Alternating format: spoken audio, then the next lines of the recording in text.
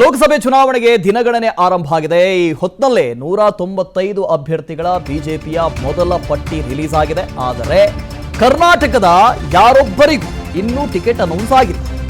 ಲೋಕಸಭೆ ಚುನಾವಣೆಯಲ್ಲಿ ಸಂಸದ ಭಗವಂತ ಖೂಬಾಗೆ ಟಿಕೆಟ್ ಮಿಸ್ ಆಗಬಹುದಾ? ಬೀದರ್ ಲೋಕಸಭೆ ಬಿಜೆಪಿ ಟಿಕೆಟ್ಗೆ ಪೈಪೋಟಿ ಹೆಚ್ಚಿದೆ. ಕೇಂದ್ರ ಸಚಿವ ಭಗವಂತ ಖೂಬಾಗೆ ಟಿಕೆಟ್ ಕೈತಪ್ಪುವ ಆತಂಕ ಇದೆ. ಈ ಹಿನ್ನೆಲೆಯಲ್ಲಿ ಹಿರಿಯ ನಾಯಕರ ಬೆನ್ನು ಬಿದ್ದಿದ್ದಾರೆ ಭಗವಂತ ಖೂಬಾ. ಚುನಾವಣಾ ಉಸ್ತುವಾರಿ ರಾಧಾ ಮೋಹನ್ ದಾಸ್ ಅಗರ್ವಾಲ್ ಭೇಟಿಯಾಗಿದ್ದಾರೆ. ಮಾಜಿ ಸಿಎಂ ಬಿಎಸ್ವೈ ಬೊಮ್ಮಾಯಿ ಭೇಟಿ ಮಾಡಿ ಮಾತುಕತೆ ಮಾಡಿದ್ದಾರೆ. ನಿನ್ನೆ ನಡೆದ ಸಭೆಯಲ್ಲಿ ಹೆಚ್ಚಿನ ಚರ್ಚೆಗೆ ಗ್ರಾಸವಾಗಿದ್ರು ಭಗವಂತ ಖೂಬಾ. ಟಿಕೆಟ್ ಕೈ ತಪ್ಪುವ ಆತಂಕದಲ್ಲಿ ನಾಯಕರ ಭೇಟಿ ಮಾಡ್ತಾ ಇದ್ದಾರೆ ಭಗವಂತ ಖೂಬಾ ಅಂತ. ಬೀದರ್ನಲ್ಲಿ ಈಗಾಗಲೇ ಹಾಲಿ ಸಂಸದರು ಭಗವಂತ ಖೂಬಾ.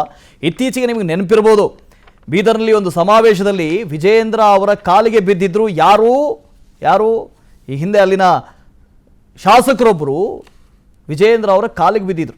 ನೋಡಿ, ಚೇಂಜ್ ಮಾಡಿ ಸಾಮಾನ್ಯ ಕಾರ್ಯಕರ್ತರಿಗೊಬ್ಬರಿಗೆ ಟಿಕೆಟ್ ಕೊಡಿ ಅಂತ ಕೇಳಿದರು.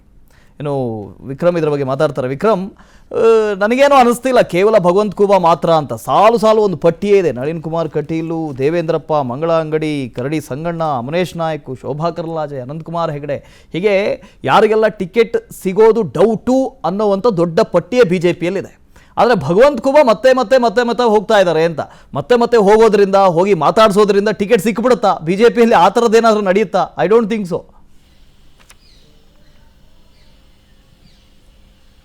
ಡೆಫಿನೆಟ್ಲಿ ವಾಸು, ಯಾವುದೇ ಕೆಲಸ ಆದ್ರೂ ಕೂಡ ಆಗತ್ತೋ ಬಿಡತ್ತೋ, ಆದ್ರೆ ಪ್ರಯತ್ನ ಅಂತೂ ಮಾಡಲೇಬೇಕಾಗತ್ತೆ. ಅದರಲ್ಲೂ ಎಸ್ಪೆಷಲಿ ರಾಜಕೀಯದಲ್ಲಿ ಸಿಟ್ಟಿಂಗ್ ಎಂಪಿ ಆಗಿ, ಅಂದ್ರೆ ಹಾಲಿ ಸಂಸದರಾಗಿ ಕೆಲಸ ನಿರ್ವಹಿಸಿ, ಅದರಲ್ಲೂ ಇಲ್ಲಿ ಕೇಂದ್ರದಲ್ಲಿ ಮಂತ್ರಿಯಾಗಿ, MOS ಆಗಿ, ಮಿನಿಸ್ಟರ್ ಆಫ್ ಸ್ಟೇಟ್ ಆಗಿ ಅಧಿಕಾರವನ್ನು ನಿರ್ವಹಿಸಿದವರಿಗೆ ಅಂಥವರಿಗೆ ಟಿಕೆಟ್ ಸಿಗಲ್ಲ ಅಂದ್ರೆ ಎಲ್ಲೊಂದ್ ಕಡೆ ರಾಜಕೀಯ ಜೀವನದಲ್ಲಿ ಅವರಿಗೆ ಬಹಳಷ್ಟು ಮುಜುಗರ ಆಗುವಂತ ಕೆಲಸ. ನೀವು ಹೇಳಿದ್ರಿ, ಸಾಕಷ್ಟು ಜನರಿಗೆ ಈಗಾಗಲೇ ಹಾಲಿ ಸಂಸದರಿಗೂ ಕೂಡ ಬಹುತೇಕರಿಗೆ ಟಿಕೆಟ್ ಮಿಸ್ ಆಗುವಂತ ಸಾಧ್ಯತೆಗಳಿದೆ. ಇನ್ನುಳಿದಂತೆ ಕೆಲವೊಬ್ಬರು ವಯಸ್ಸಿನ ಕಾರಣಕ್ಕೆ ಅಥವಾ ಪರ್ಸನಲ್ ರೀಸನ್ಗಳಿಗೆ ಈ ಬಾರಿ ಮತ್ತೆ ಎಲೆಕ್ಷನ್ಗೆ ಕಂಟೆಸ್ಟ್ ಮಾಡಲ್ಲ, ನಿಲ್ಲೋದಿಲ್ಲ ಅನ್ನೋ ಒಂದು ಮಾಹಿತಿಯನ್ನು ಕೂಡ ಈಗಾಗಲೇ ನೀಡಿದ್ದಾರೆ. ಸೊ ಇದ್ರ ಮಧ್ಯೆ ಆ ರೀತಿಯಾಗಿ ನಾವೇ ಎಲೆಕ್ಷನ್ಗೆ ನಿಲ್ಲೋಲ್ಲ ಅಂತ ಹೇಳೋದು ಬೇರೆ ಆದ್ರೆ, ಇನ್ನೊಂದ್ ಕಡೆ ಪಕ್ಷವೇ ನಮಗೆ ಟಿಕೆಟ್ ನೀಡದೇ ಇರೋದು ಬಹಳಷ್ಟು ಮುಜುಗರಕ್ಕೆ ಕಾರಣ ಆಗುತ್ತೆ. ಅದರಲ್ಲೂ ಎಸ್ಪೆಷಲಿ ನಿನ್ನೆ ನಡೆದಂತಹ ಸಭೆಯಲ್ಲಿ 28 ಲೋಕಸಭಾ ಕ್ಷೇತ್ರಗಳ ಬಗ್ಗೆ ಚರ್ಚೆ ಆಗಿದೆ. ಇದರಲ್ಲೂ ಎಸ್ಪೆಷಲಿ ಬೀದರ್ನ ಸಂಸದರಾಗಿರ್ತಕ್ಕಂಥ ಭಗವಂತ ಖೂಬಾ ವಿಚಾರ ಚರ್ಚೆ ಆಗಿರ್ತಕ್ಕಂಥದ್ದು. ಯಾಕಂದ್ರೆ ನಿನ್ನೆ ಅಮಿತ್ ಶಾ ಅವರು 3 ಒಂದು ವರದಿಯನ್ನ ಇಟ್ಕೊಂಡು ಚರ್ಚೆ ಮಾಡ್ತಾರೆ. ಒಂದು ಅವರು ಮಾಡಿರ್ತಕ್ಕಂಥ ಅವರ ಕಡೆಯಿಂದ ಆಗಿರ್ತಕ್ಕಂಥ ಸರ್ವೆ, ವೈಯಕ್ತಿಕ ಸರ್ವೆ, ಇನ್ನೊಂದು ಪಕ್ಷದ ಕಡೆಯದು, ಮತ್ತೆ ಇನ್ನು ರಾಜ್ಯ ನಾಯಕರ ಅಭಿಪ್ರಾಯ.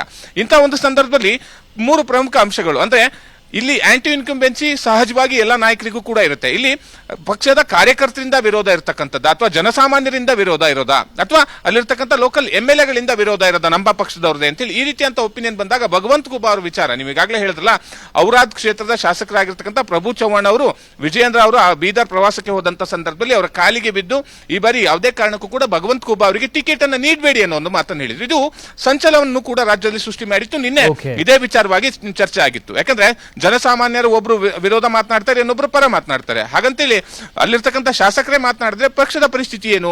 ಸೊ ಈ ನಿಟ್ಟಿನಲ್ಲಿ ಭಗವಂತ ಖೂಬಾ ಅವರಿಗೆ ಎಲ್ಲೊಂದ್ ಕಡೆ ಟಿಕೆಟ್ ಕೈ ತಪ್ಪುತ್ತೆ ಅನ್ನೋ ಒಂದು ಭಯ ಇದೆ. ಈಗಾಗಲೇ ಯಡಿಯೂರಪ್ಪನವ್ರನ್ನ ಭೇಟಿಯಾಗಿದ್ದಾರೆ, ಬಸವರಾಜ ಬೊಮ್ಮಾಯಿ ಅವ್ರನ್ನ ಭೇಟಿಯಾಗಿದ್ದಾರೆ. ಸೊ ಇನ್ನುಳಿದಂತೆ ರಾಜ್ಯ ಚುನಾವಣಾ ಉಸ್ತುವಾರಿ ರಾಧಾ ಮೋಹನ್ ದಾಸ್ ಅವ್ರನ್ನೂ ಕೂಡ ಭೇಟಿಯಾಗಿ ಒಂದಿಷ್ಟು ಮನವಿಯನ್ನ ಮಾಡ್ಕೊಂಡಿದ್ದಾರೆ. ಒಂದ್ ವೇಳೆ ಕೊನೆಯ ಕ್ಷಣದಲ್ಲಿ ಯಾವ್ದಾದ್ರು ಬದಲಾವಣೆ ಆಗಿ ಮತ್ತೆ ಟಿಕೆಟ್ ಸಿಗ್ಲಿ ಅಂತ ಹೇಳಿ, ಅಂದ್ರೆ ಕೊನೆಯ ಹಂತದ ಪ್ರಯತ್ನ ಇದಾಗಿರುವಂತದ್ದು. Vasu, okay, thank you Vikram. ಅನುಕ್ಷಣದ ಸುದ್ದಿಗಳಿಗಾಗಿ Vistara news YouTube channel subscribe ಮಾಡಿ. ಹೊಸ ಸುದ್ದಿಗಳ ನೋಟಿಫಿಕೇಶನ್ಗಾಗಿ ಬೆಲ್ ಐಕಾನ್ ಕ್ಲಿಕ್ ಮಾಡಿ. ಲೇಟೆಸ್ಟ್ ಅಪ್ಡೇಟ್ಸ್ಗಾಗಿ www.vistaranews.com ವೆಬ್ಸೈಟ್ಗೆ ವಿಸಿಟ್ ಮಾಡಿ. ಅಂಗೈಯಲ್ಲೇ ಜಗತ್ತಿನ ಸುದ್ದಿ ತಿಳಿಯಲು Vistara news Kannada app download ಮಾಡಿ.